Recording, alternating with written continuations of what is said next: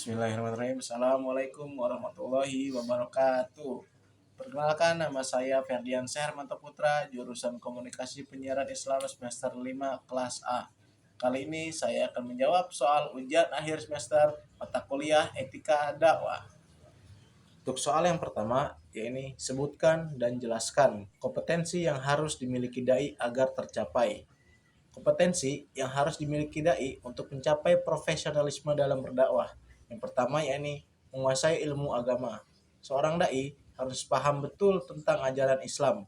Hal ini mencakup Al-Quran, hadis, dan ilmu-ilmu agama lainnya seperti fikih, akhlak, dan sejarah Islam. Dengan ilmu yang kuat, pesan dakwah yang disampaikan akan benar dan sesuai dengan ajaran Islam. Jika tidak, dakwah bisa saja salah arah dan justru membingungkan masyarakat. Yang kedua yaitu kemampuan berkomunikasi. Seorang dai harus pandai berbicara dan menyampaikan pesan dengan cara yang mudah dipahami oleh pendengar.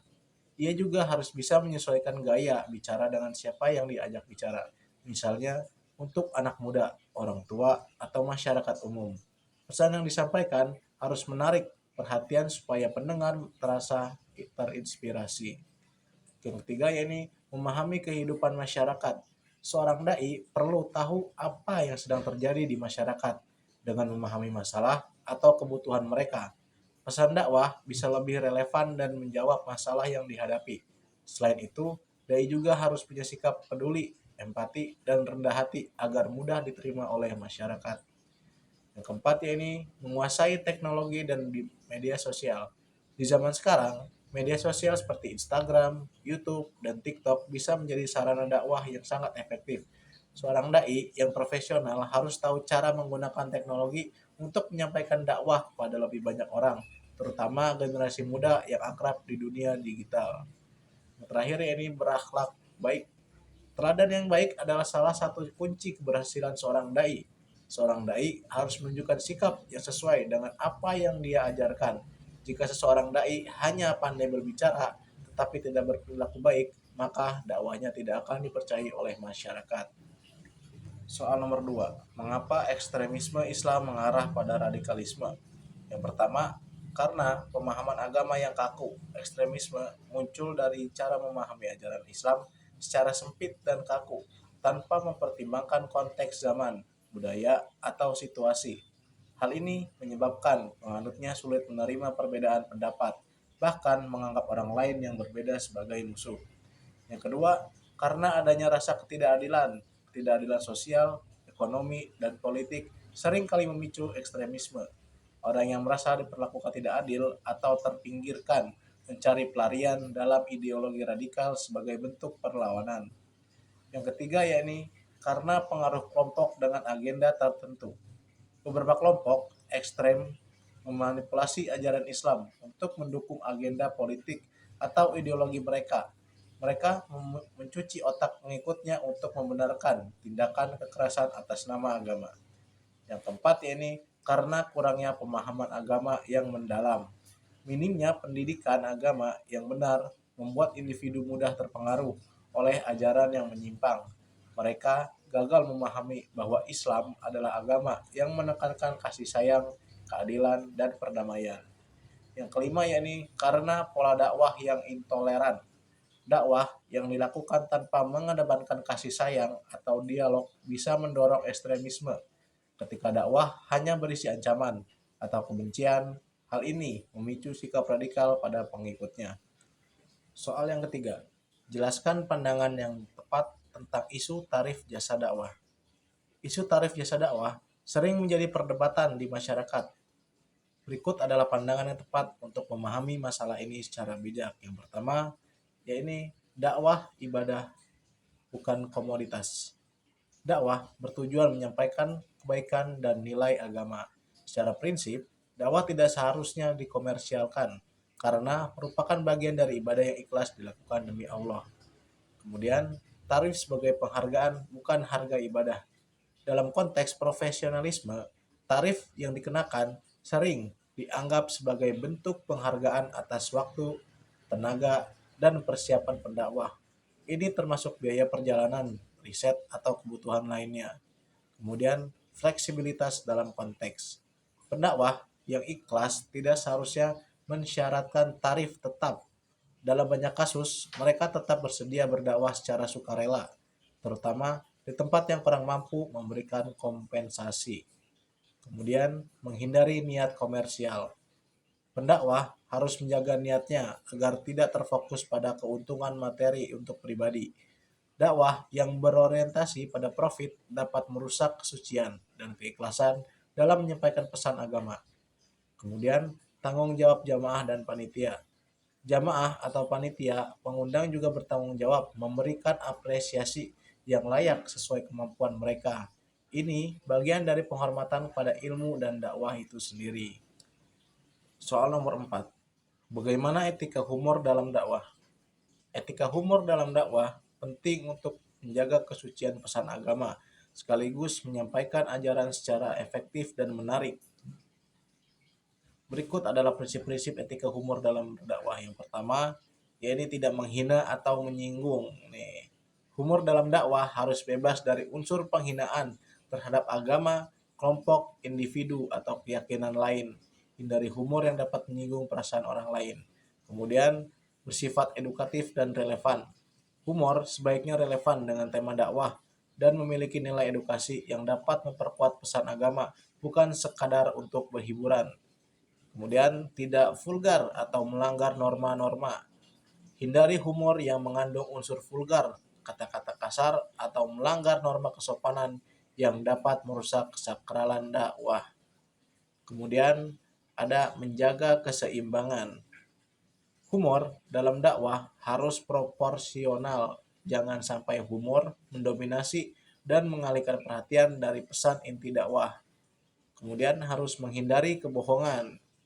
Humor yang disampaikan tidak boleh berupa kebohongan atau fiktif yang dapat menyesatkan audiens, meskipun tujuannya untuk menghibur. Kemudian, membangun kebersamaan. Humor yang baik menciptakan suasana yang hangat dan akrab tanpa memecah belah jamaah. Kemudian, mengutamakan akhlak mulia. Seorang pendakwah harus menjaga akhlak dan etika dalam menyampaikan humor, sesuai dengan nilai-nilai Islam yang menekankan kesantunan dan kasih sayang. Dengan humor yang sesuai etika, dakwah dapat menjadi lebih menarik dan efektif tanpa mengurangi keseriusan pesan agama yang disampaikan.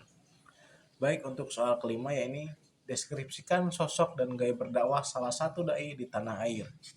Kali ini saya akan mendeskripsikan salah satu sosok, yaitu Kiai Haji Zainuddin MZ.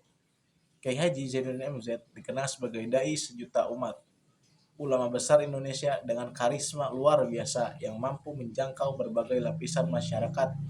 Gaya dakwahnya memadukan kesederhanaan bahasa, humor yang santun, dan pesan yang mendalam, menjadikannya sosok yang sangat dicintai. Adapun gaya berdakwah beliau, yang pertama, bahasa sederhana dan mudah dipahami. Kiai Haji Zainuddin MZ menggunakan bahasa Indonesia yang sederhana dan komunikatif, membuat pesan dakwahnya dapat diterima oleh semua kalangan, baik orang awam maupun terpelajar. Beliau sering memakai analogi kehidupan sehari-hari untuk menjelaskan ajaran agama dengan cara yang relevan dan menarik. Kemudian, humor yang santun. Humor adalah ciri khas dakwahnya beliau. Beliau pun pandai mencairkan suasana dengan candaan yang sopan, tanpa menyinggung atau merendahkan orang lain. Humor ini tidak hanya menghibur, tetapi juga memperkuat pesan yang ingin disampaikan oleh beliau kepada masyarakat. Kemudian, kritik sosial yang tajam. Beliau sering menyentuh isu-isu sosial, moral, dan politik, memberikan kritik yang membangun berdasarkan nilai-nilai Islam. Pesan-pesannya mengajak masyarakat untuk introspeksi, memperbaiki diri, dan mengambil peran aktif dalam membangun bangsa.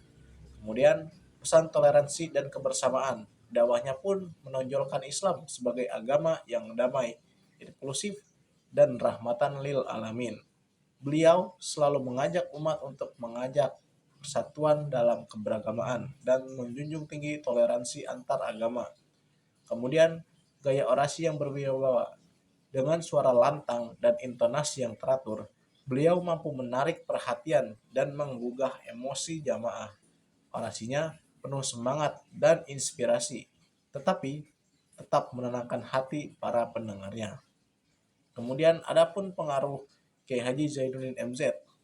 Kiai Haji Zainuddin MZ adalah sosok ulama yang bukan hanya menyampaikan ajaran agama, tetapi juga berperan sebagai pembimbing masyarakat dalam berbagai aspek kehidupan. Dakwahnya tidak hanya mendidik, tetapi juga memberikan hiburan yang membangun dan menginspirasi banyak orang untuk menjalani kehidupan yang lebih baik sesuai nilai-nilai Islam.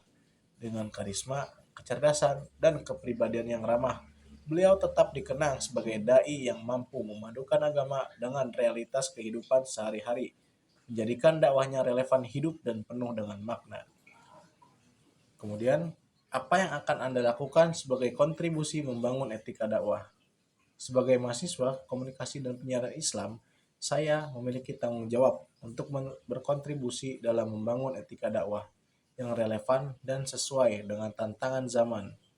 Adapun langkah-langkah yang akan saya lakukan, yakni menyampaikan pesan dakwah dengan bijak dan santun, menggunakan bahasa yang sederhana, mudah dipahami, dan tidak menyinggung perasaan audiens.